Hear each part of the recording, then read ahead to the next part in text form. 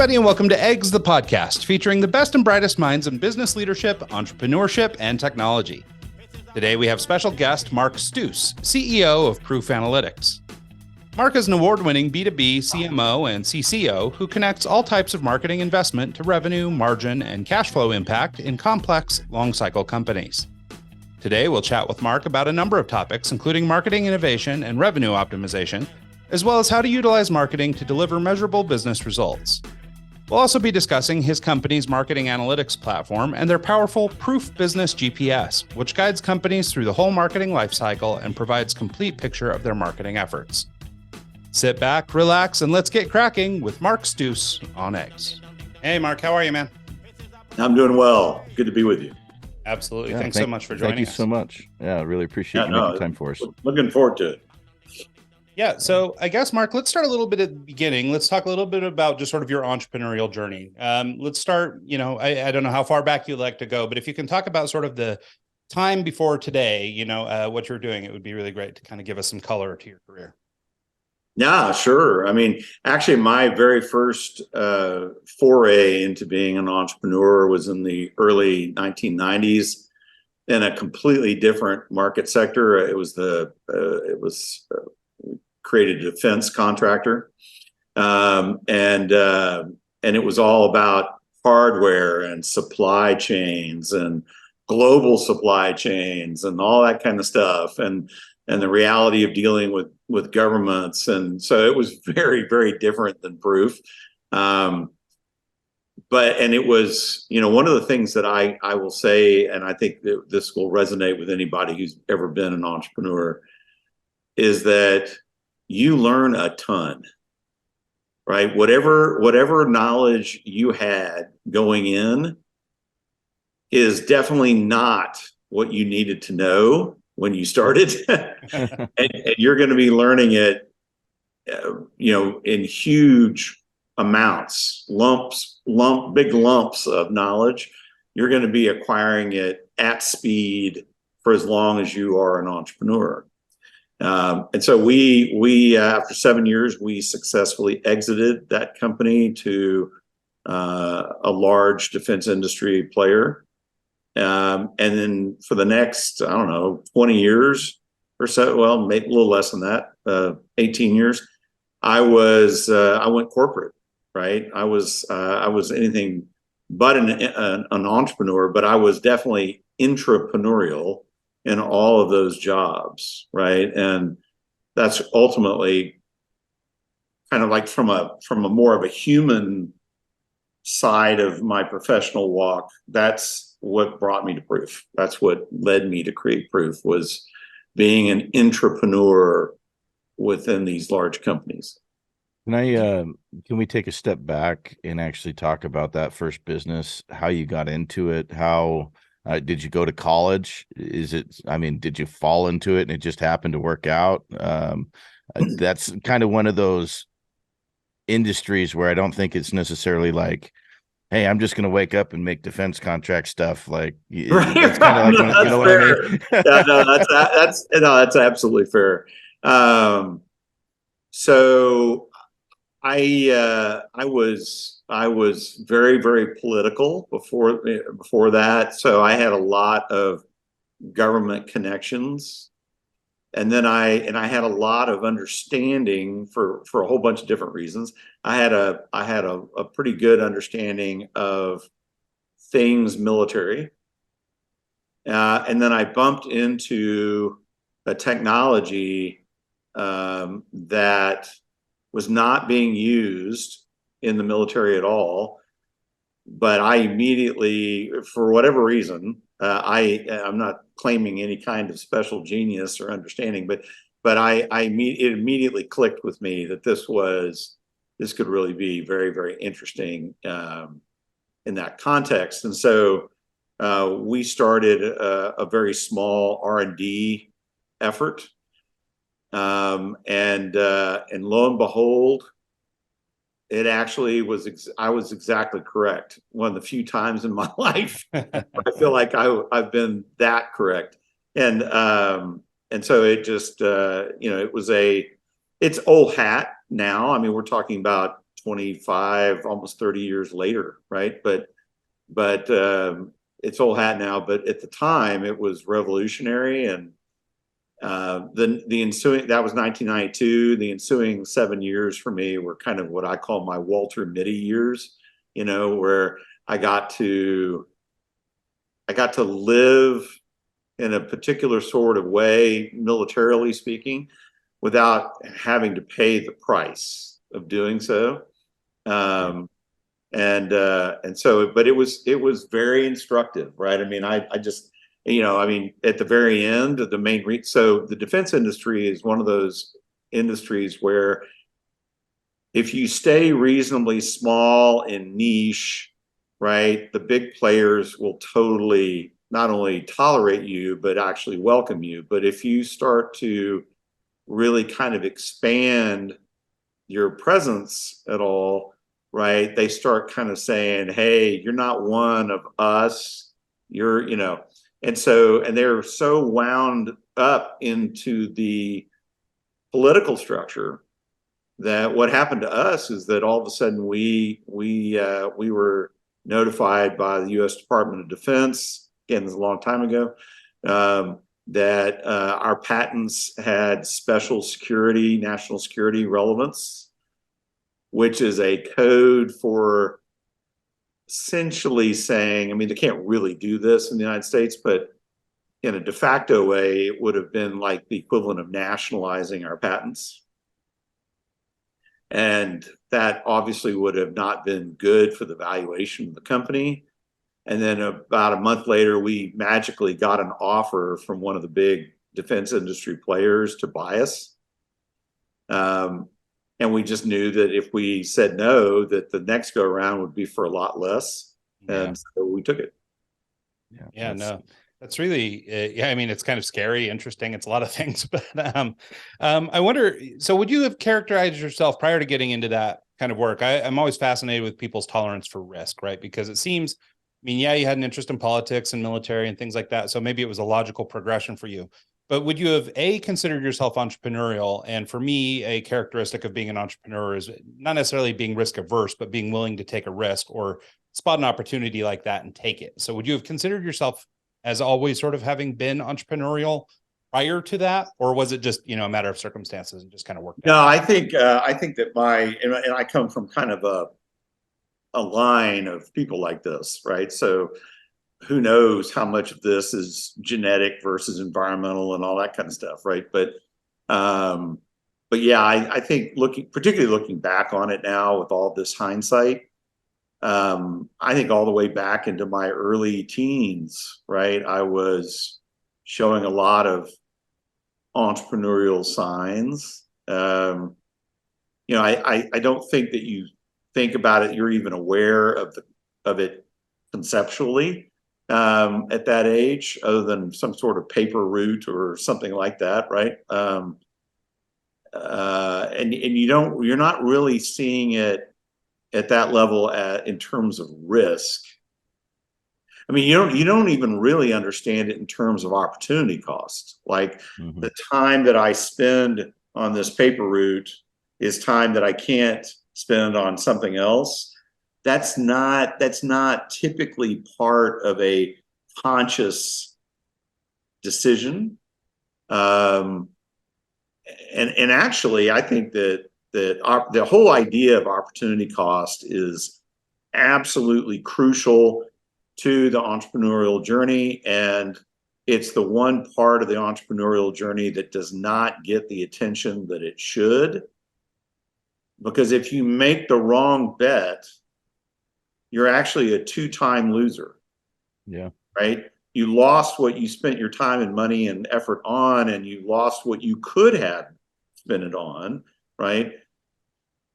And that is non-trivial, right? Particularly when you look at it in the context of, we all have a finite amount of time on this earth, and only a certain percentage of that can actually be devoted to work or being an entrepreneur, right?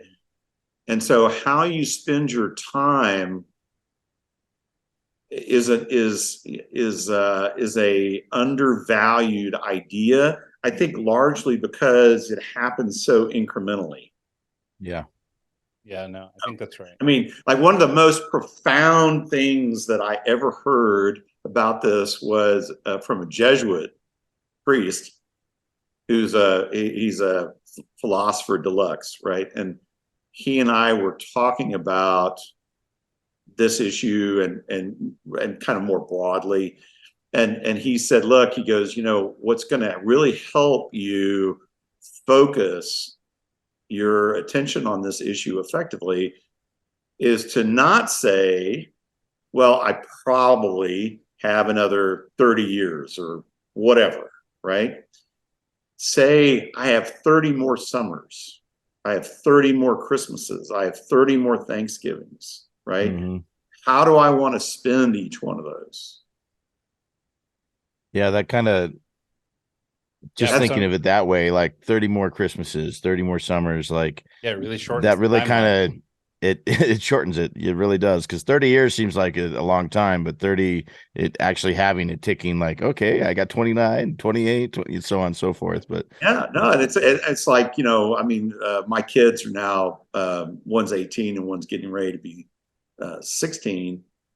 And living here in Arizona, I mean, I've lost track of how many times I've vacationed on the beach in Southern California.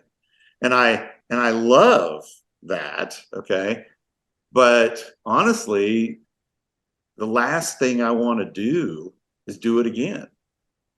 I want to go someplace new, right? Mm-hmm. Or at least someplace that I haven't seen in quite some time. I'd settle for that too, right?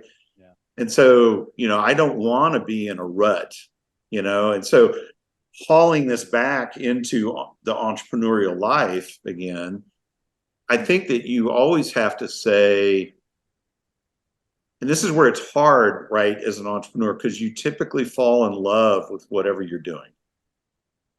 But you can't really allow yourself to do that. You have to see it as this has got to pay off, for lack of a better way of putting it, right?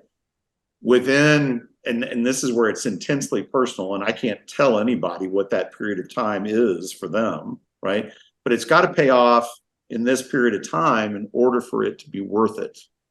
And it's got to pay off to this degree in this amount of time in order for it to be worth it. I think also the last thing I would just say about this, because I think it is really fascinating, just as a standalone topic, is a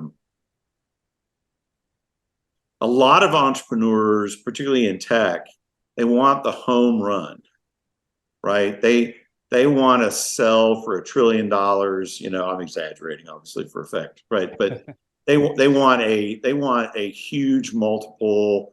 They just and the reality is that if you sell for even 25% more than you could have made had you stayed in the career that you were in corporately for the same amount of time, you are substantially ahead of the game.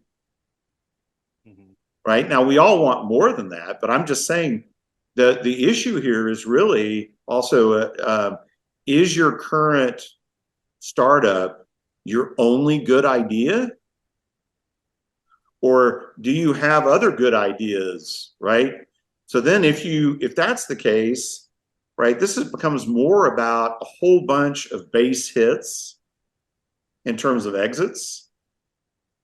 That's going to produce the life-altering wealth, right? Not the single, grand slam home run, which is pretty unlikely anyway. Right. Yeah. No, I think that's really interesting perspective, because you're right. And actually, it's something that Mike and I have stumbled across a lot on the show is, as we interview these leaders and CEOs, everybody who's coming into this program anyway is a CEO who's established, who has a career, who has probably a track record of maybe these base hits or maybe a couple of home runs. It's really easy to look at them in the present and go, oh, okay, well, overnight. This is what it should be for me too. Like, oh, well, you've got a successful startup, so should I, right? Like, I'm going to launch my, 10 million, 10 million, 10 billion, $10 trillion deal, right? And so there seems to be this compression of time that entrepreneurs deal with these days, where they're putting pressure on themselves to knock it out of the park, like you mentioned, sort of hit that home run the first time. When the reality of almost every person's career we've spoken to is this layering of lots of base hits, or lots of education, or lots of tries and fails, or lots of whatevers, right? I don't even know if there's one that was just like a first try made it.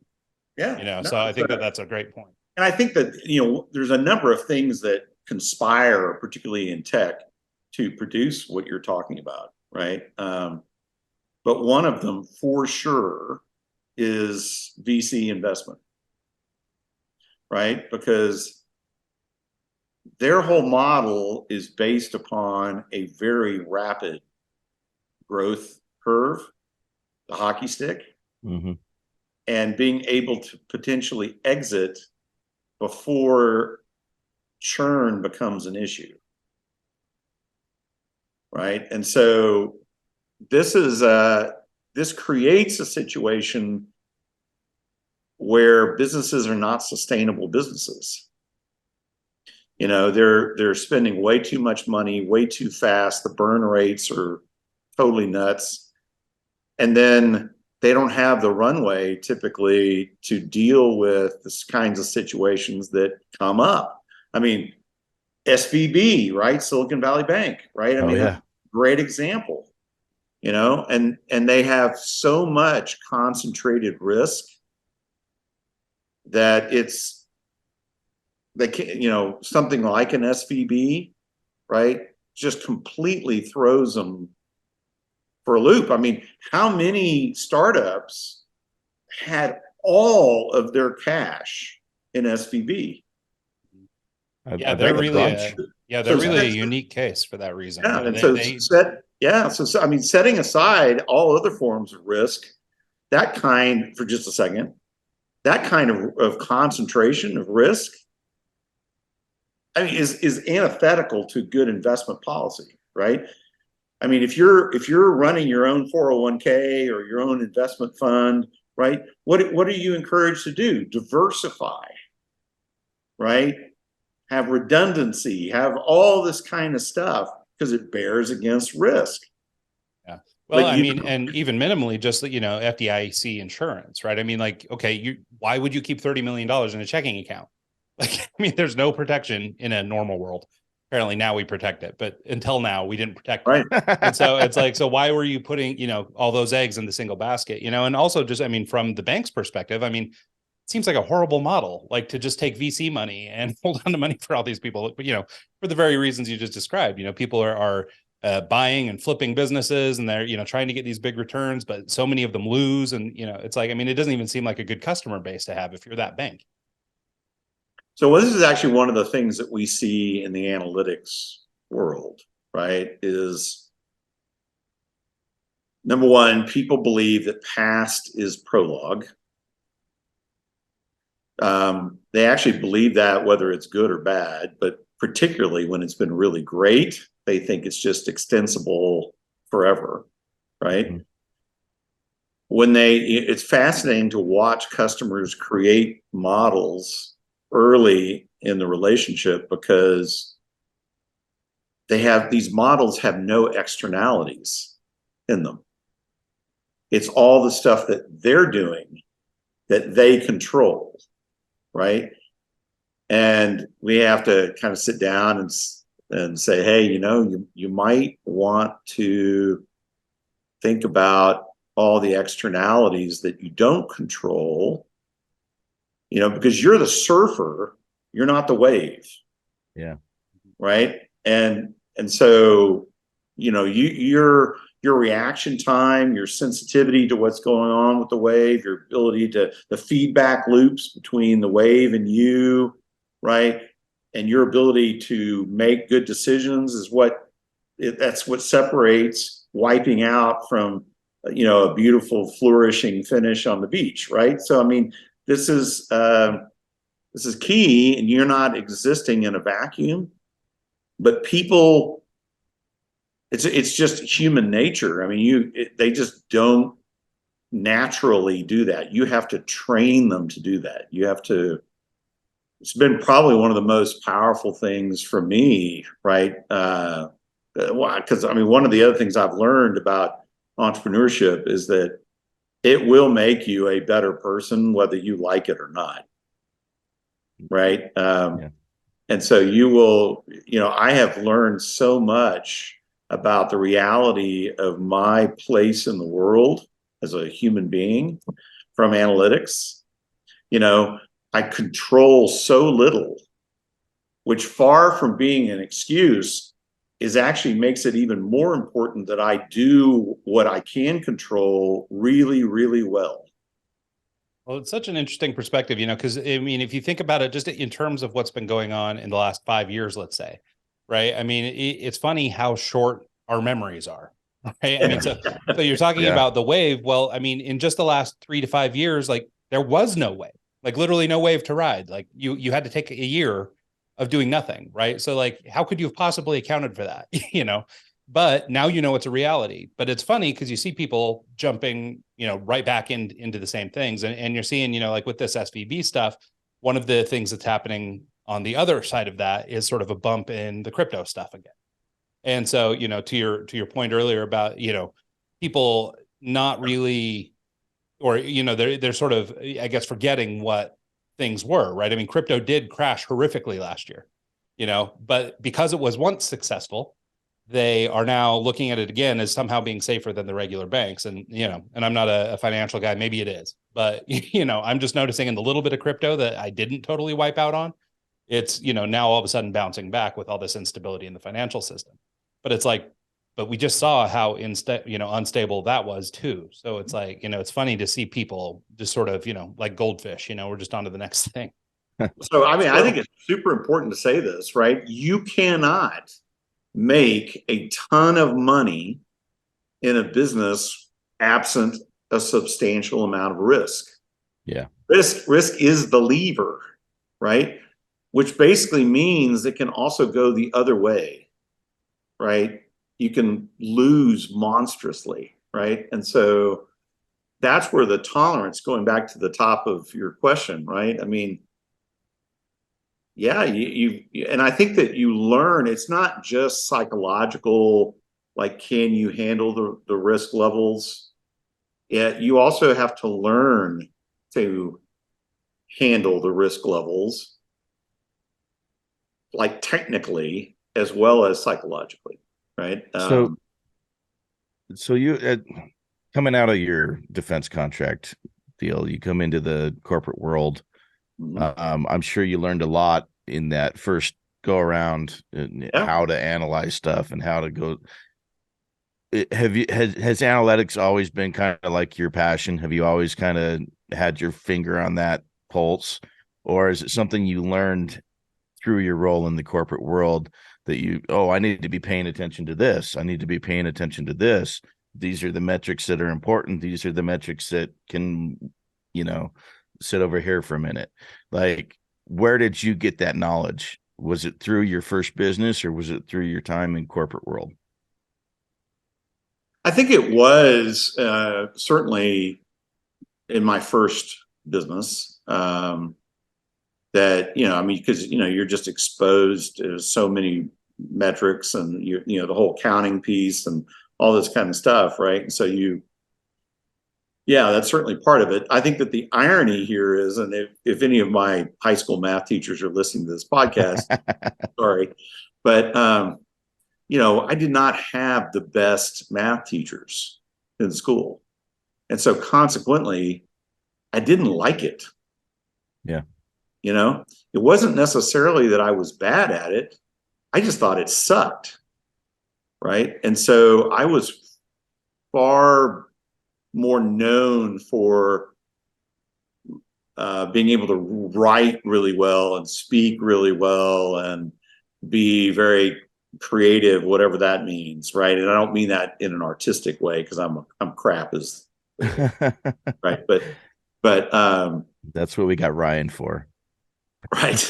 So I mean, so it's a so I think that what prompted Proof in the end, because there was a huge run up on the corporate side for me personally that led to Proof, was a search for significance within the corporate environment, large corporate environment, because I was a marketer, and we all know what that means in most large corporations, right? Everyone's always questioning your value. Everyone, you don't know how to prove your value because you haven't really, particularly in a B2B kind of context, which is where I spent most of my career, a lot of times you haven't grappled or even thought of the real issues that are in play, right? So for example, time lag. The time lag effect in B2B is probably the CMO's greatest enemy, right? Because it totally masks the impact, right? You can't see it because the feedback loops are so lengthy, right? So if you're not calculating the impact in an analytical way, right, you're just going to totally miss it. And so is everybody else, right? I mean, like there's no exceptions to this. And so it was when all of a sudden I started actually revisiting my high school math textbooks, right, that I re-encountered regression modeling, right? I mean, this is all like really basic stuff. I mean, there's not anything at all profound about this. There's no magic math. There's nothing like this at all. So I started really learning it and then implementing it, and did that pretty steadily across several companies with great success. And then based on that, there was some really great trade press about what we had accomplished. And Dave Coady, who was at that time the chairman and CEO of Honeywell International, evidently read one of those articles and says, I want to talk to that guy, meaning me. And so he hired me to be the chief marketing officer for Honeywell Aerospace. Wow. And which was sort of like the ultimate acid test for all the work and analytics that we had ever done to that point, because Honeywell Aerospace was so diversified. There was so much going on. It was very complex. We're talking about close to 900 product families. I mean, it was insane, and global, right? And 12 billion in revenue, and highly regulated, and I mean it just had all the factors. And so we started rolling out this analytics, and it was extremely successful, but it was extremely expensive, like $8-9 million a year, and just on the analytics side, and it was totally worth it. I mean, like everybody agreed this was totally worth that kind of money. But the main reason why we were having to do that, and because that was almost all over hiring data science talent, right? And we did that in order to get the throughput faster, the analytical throughput, because this is the issue, not just for marketers, but for all analytics in a business context. It's too damn slow, right? Yeah. So it's always late to the game. It's not moving at the clock speed of the business. An analog to this would be you're in a fighter plane, but all of your instruments are lagged 30 minutes. So how would that work? Yeah, even in a fighter plane, it's not even 30 minutes. It's 3 seconds. It's absolutely. That kind of latency is a problem. Can I ask? So that's the automation play right there. Can I ask, when you came into a role like that, that's a significant role. How do you decide what data points you're focusing on? How do you decide what analytics? There's so many moving parts, so many different things. I guess you have core objectives that you're trying to accomplish and that you're trying absolutely. to see.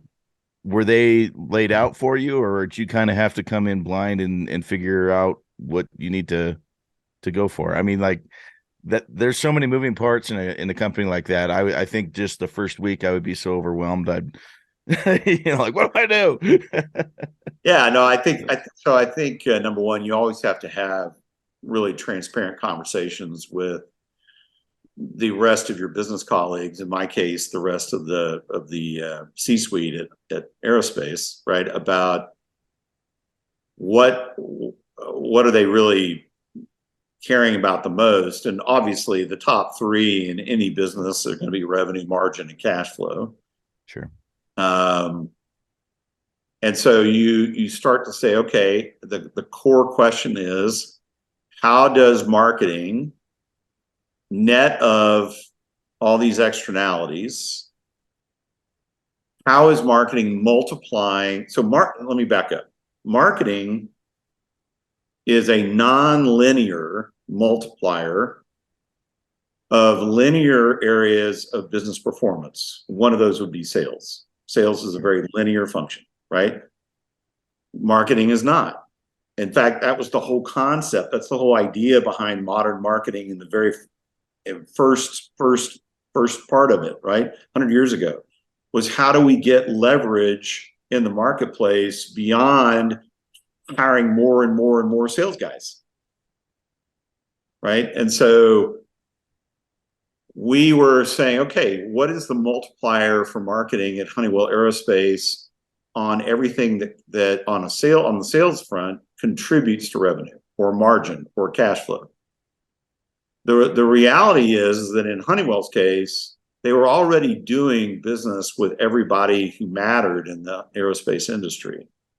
So the idea of a net new logo was a very rare concept. And so what you're really talking about is deepening the share of wallet in customers, individual customers across a relatively wide swath of the industry. And so that made op income the number one metric at Honeywell Aerospace, which it was. The other thing, though, that was really interesting is that I have come to believe that the low-hanging fruit for marketers in many, many cases is not the top of the funnel, meaning more leads. It is actually the bottom of the funnel, meaning how are you accelerating average deal velocity? How are you making it possible to close deals faster and faster and faster? Because that is a one-to-one mainline connection with cash flow from revenue. So if you're closing deals on average faster and faster, that means you're invoicing them faster and faster, you're getting the collections faster and faster, right? And all of a sudden cash flow from revenue just goes super positive, right? And your CFO will just love you to bits if that's your only contribution. Sure. And so we believed, our hypothesis at the beginning at Honeywell was that even though it was a regulated industry and even though everybody kind of doubted that this was the case, that we could improve average deal velocity about anywhere from 4 to 5% over a 2-year period of time. And that ended up being pretty much dead on, which is sort of rare that you're dead on. So we got $11-12 billion, revenue moving about 4.5% faster, which is huge, which is monstrously huge. And to give you a sense of just how huge, the CFO of Honeywell Aerospace at that time is now on my board at Proof, solely on the strength of that experience, right? So, I mean, it's a reverse engineering kind of concept here to really get to the heart of your question at a higher level, right? You can't start with your data, which is where everybody always wants to start. You have to start with the question that needs to be answered or the decision that has to be made, and then you reverse engineer. So it's the scientific method of inquiry, right? Okay. You're reverse engineering through a model framework into a model. The model specifies the data sets that are needed to arm that particular model, and then you're off to the races. And then what we did was we applied agile methodology. So instead of a waterfall, which in analytics has been historically the big mega model, right? Mm-hmm. We broke it down into the minimum viable model and have tons of those, which then you can federate together if you need to answer an even bigger question. But it allows you to collaborate between the analyst and the business leader much more easily, more clearly, much faster. You're able to get to a model that the business guy can say, yes, that is answering my question. That is creating value for me, right? And then you put it in production. Because at the end of the day, and this is the other thing that's probably really important to say, and there's so much we could say about this, but the goal for analytics in business is not hyper accuracy. It is low latency with just good enough accuracy to make a incrementally better decision over and over and over again, right? So that the law of compounding comes into play. So, for example, let's just say you had a decision that you had to make every day, and you made it 0.25% better every day for 1 year. That's roughly, my math is correct, that's about 1,000% annualized improvement. I mean, that's a home run by anybody's standards, right? 500% would be a home run, right? So the amount of accuracy that you have to have is actually not what a lot of data scientists are taught that it needs to be.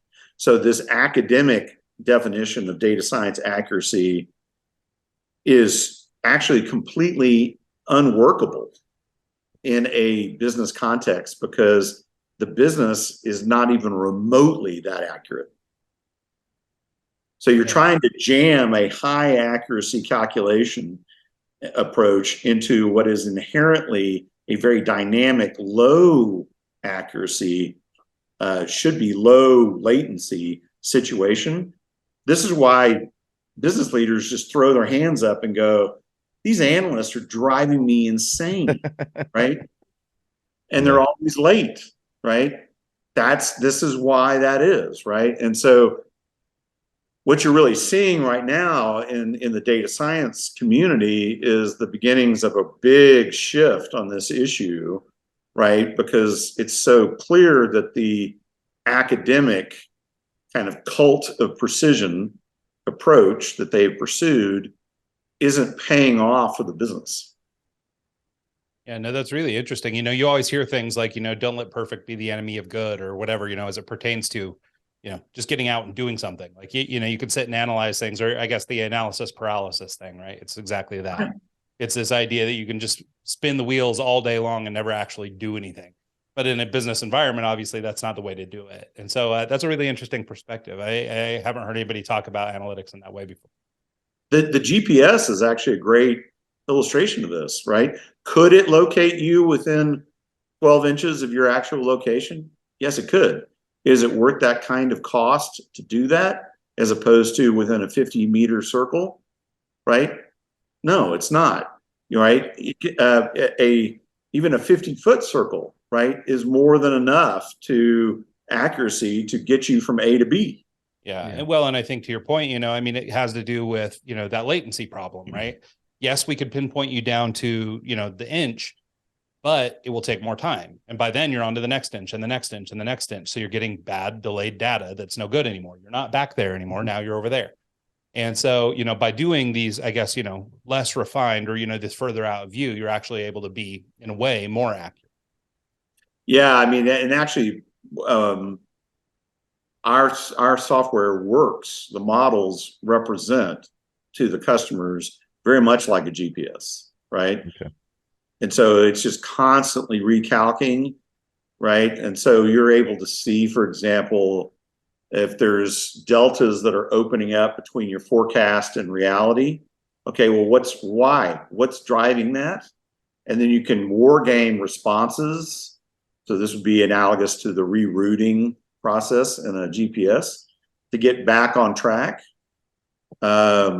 And that's all that matters to the business leader. The rest of it is of very passing relevance and interest, right? And that's going to offend a lot of data scientists, but it's just the truth. Yeah. Well, let's maybe then use that as a segue to start talking a little bit more about Proof and what you guys do. I mean, obviously, you're talking about your experience at Honeywell and the great success you found in looking at analytics in a new way. Maybe it's a leap, but presumably this is sort of the early thoughts that became Proof. Can you talk about the transition out of sort of corporate life and deciding to go back into sort of a high risk entrepreneurial venture, taking what you've learned from corporate? So in between my first entrepreneurial venture and Proof, right, or in between that and Honeywell, I was solidly in the software business, right? Okay. Big software companies. And they were all B2B, they were all enterprise B2B, and a lot of them tended to be focused on the one right before Honeywell was BMC Software, and they were really known for data center automation. So that whole perspective was very much in my mind, right, when I went to Honeywell.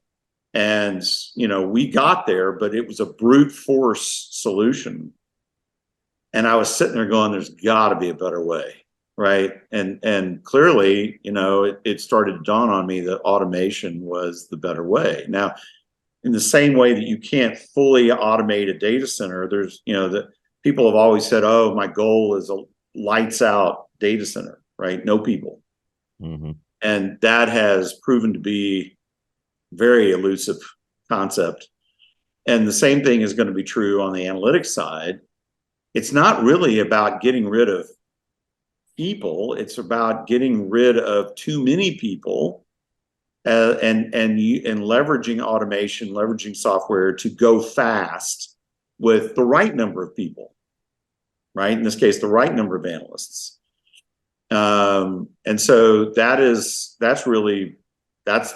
was the big breakthrough for me.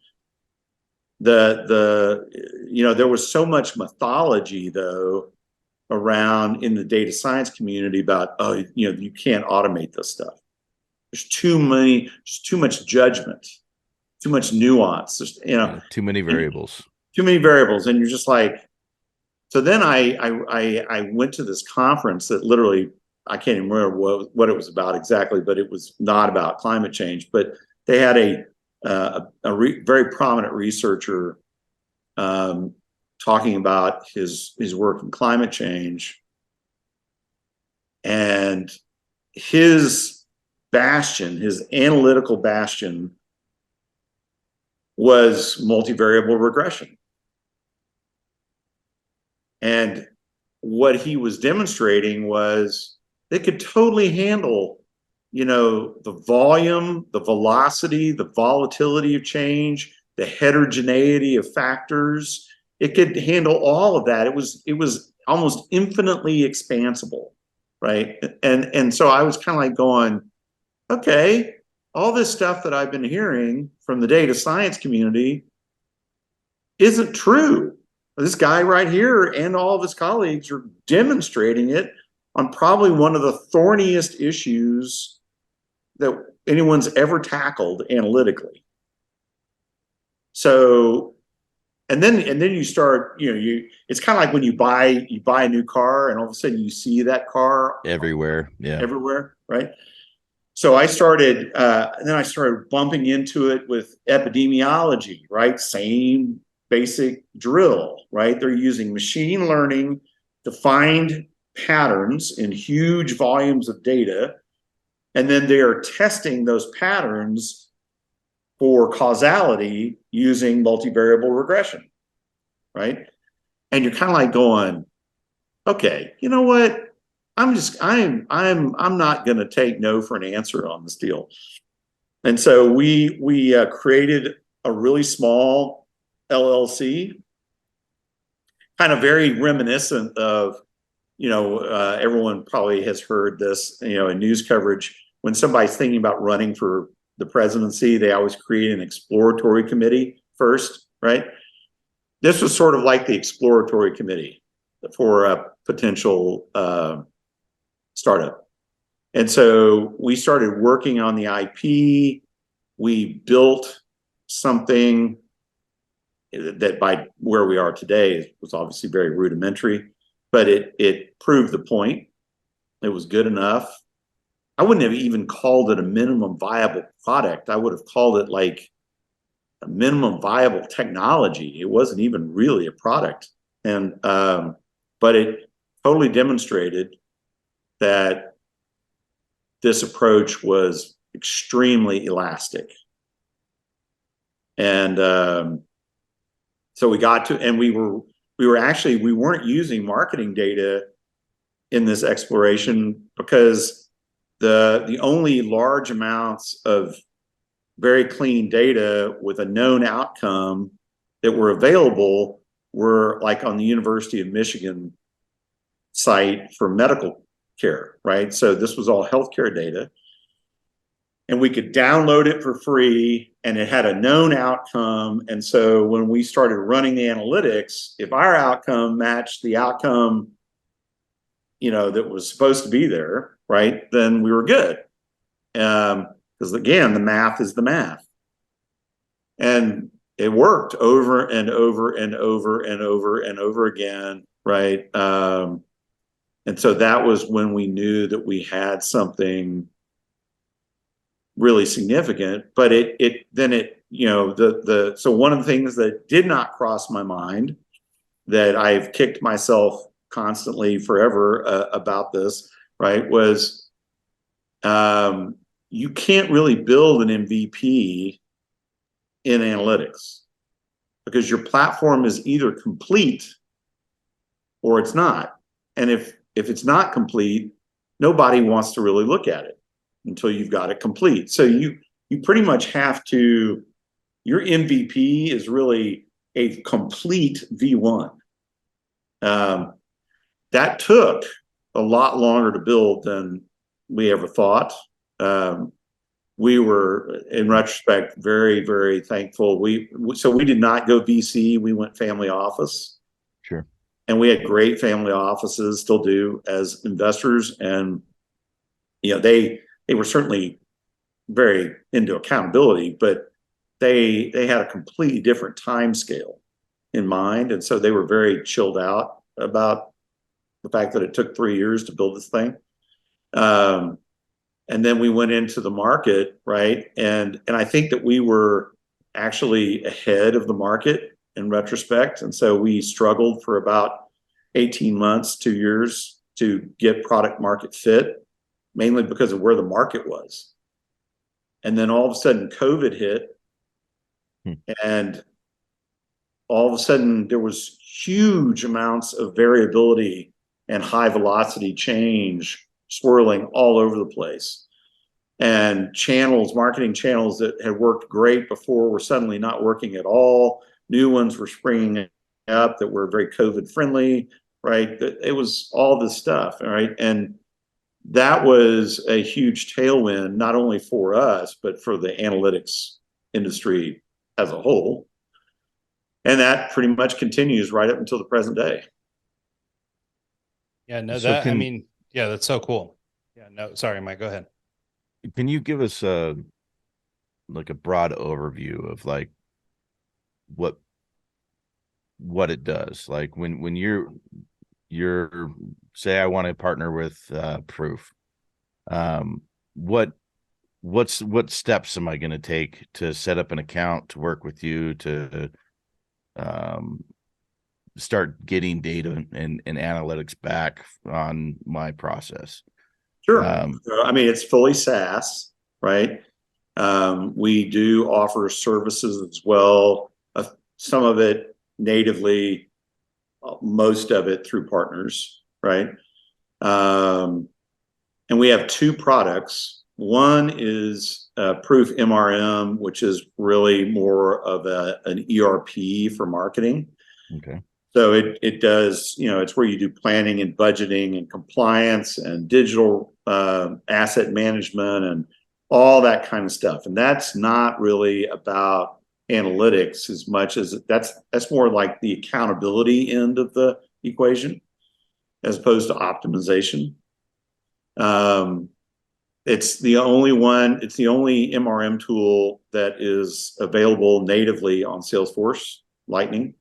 Okay. So it's a very, very big advantage just on the data management side alone, right, for customers, because they can activate Proof MRM on their Salesforce platform. And if, let's say, they have subscriptions to 4 Salesforce clouds, all the relevant data from those clouds will automatically download into Proof MRM in the right place, in the right way, and stay current, right? So nice. That's a really big deal. We're also very workflow architected, and which is, our competitors have great product. They really do. I'm not just saying that. They have great product, but they're more legacy, right? And so they don't really have our same architecture. And then we're about 1/8 of their price.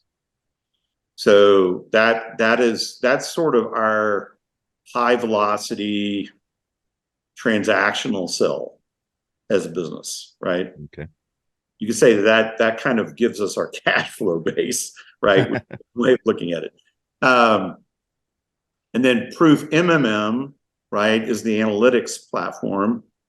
And it is native on AWS because it has to be fully agnostic for platform, because it has to be able to take data from anywhere.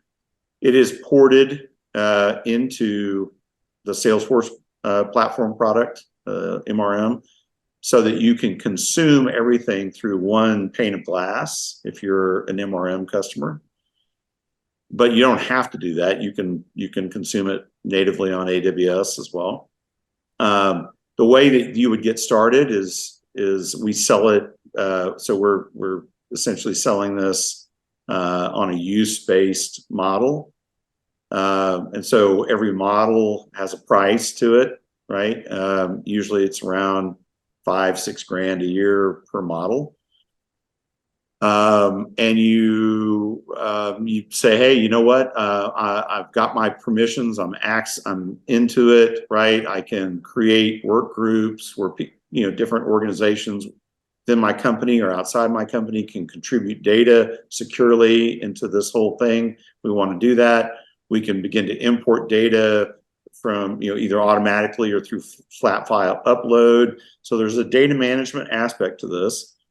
But then you kind of, what we were talking about earlier, you sit down and with all the deciders, and you say, what do we really want to know? Like, what is our top 20 most pressing decisions, most pressing questions that we need to model and better understand? And those are so predictable at this point. It's just nuts, right? I mean, it's just, and so, everybody has their little tweak on those questions, but the core questions are all the same. Yeah. So, so then you basically, you have an analyst either on staff or you've contracted with one, or we also sell it as a managed service where we're doing this for you. And you create the model to answer that question. You arm it with the data.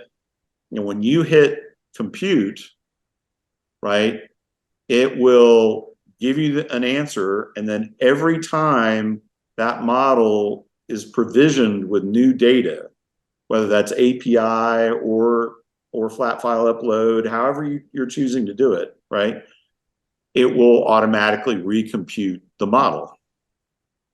And so in its most mature sense, which is where most customers ultimately evolve to this, right, it's all API flows, right? And so let's say you're a retailer and all your average measurement cadence, this is all time series data. Business is time series data. And so let's say you're measuring pretty much everything on an hourly basis, certainly on a daily basis, right? And that's coming through to the model, and it's recalculating the model at that latency, at that speed, right? And so that means that your analytics are now always at the clock speed of the business. So can you talk a little bit, just here in these closing minutes, of sort of, we've mentioned a couple times this idea of the proof GPS. Do you mind talking about what that is and how it factors into these products? Yeah, I mean, so basically so Proof GPS is the MMM product.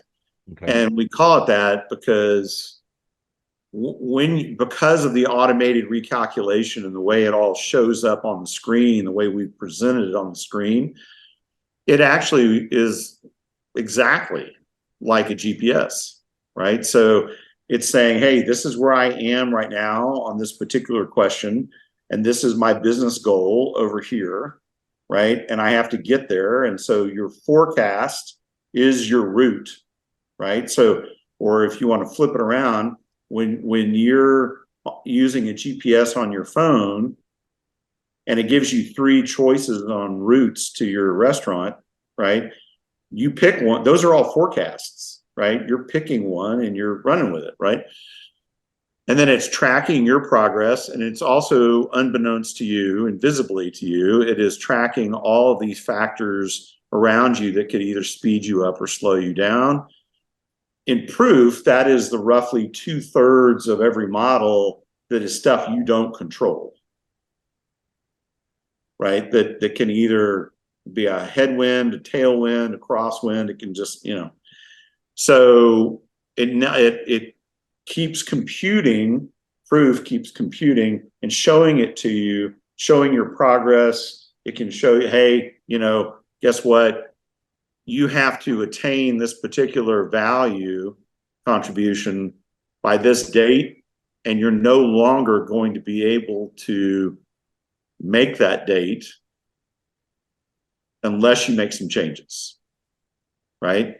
Spend more money, whatever it is, right? Spend it more wisely, whatever it can be. And so you can war game that kind of response right there on the screen and see how this can go and correct. And you can, if it means you need more money, you can, and I've actually done this in meetings with customers, you can show them, hey, show the business guys, hey, you know what? Don't take our word for it. This is a business decision, right? We can either be late with this in terms of achieving your goal, or we can be on time, but being on time means it's going to cost another $3 million. Is it worth it to you? Is it worth $3 million to be on time? That's a purely subjective, opportunity cost oriented decision. And so that is one of the things that I loved about it at Honeywell. So this is all obviously pre-proof and pre-automation, but I could have those conversations with the business and say, look, I'm not grinding an axe here. I'm not being Mr. Pro marketing, right? I'm giving you your options based on the analytics. What do you value? What do you want to do? Right? Because the business is the denominator. Marketing is the numerator in this equation.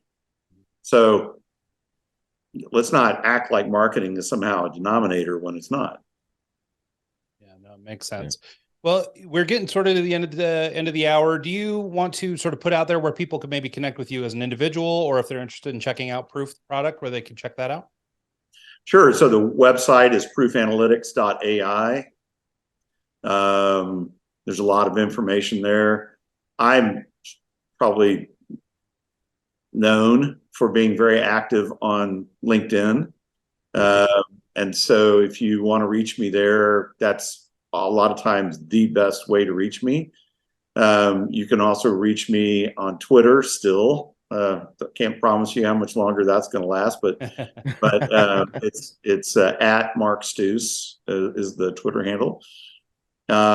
Email generally not so hot, right? So really, those 2 social media channels are really the best way to reach me.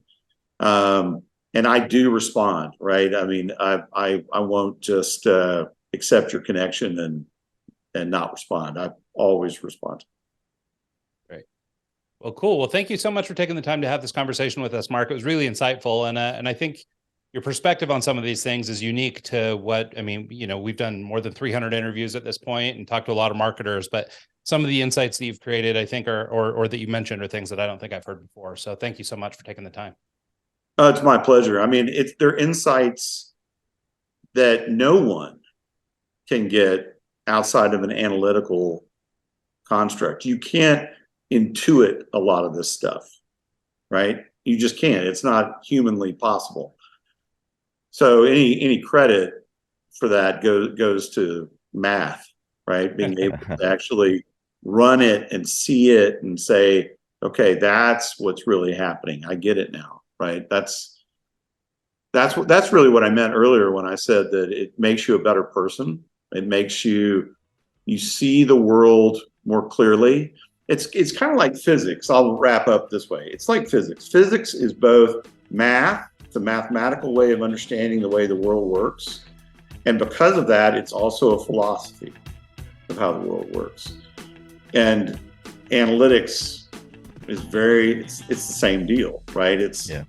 You understand go-to-market because of analytics, and you can't help but influence your philosophy about go-to-market. I love that. Well, I guess then that'll be it. So thanks again. We really appreciate your time.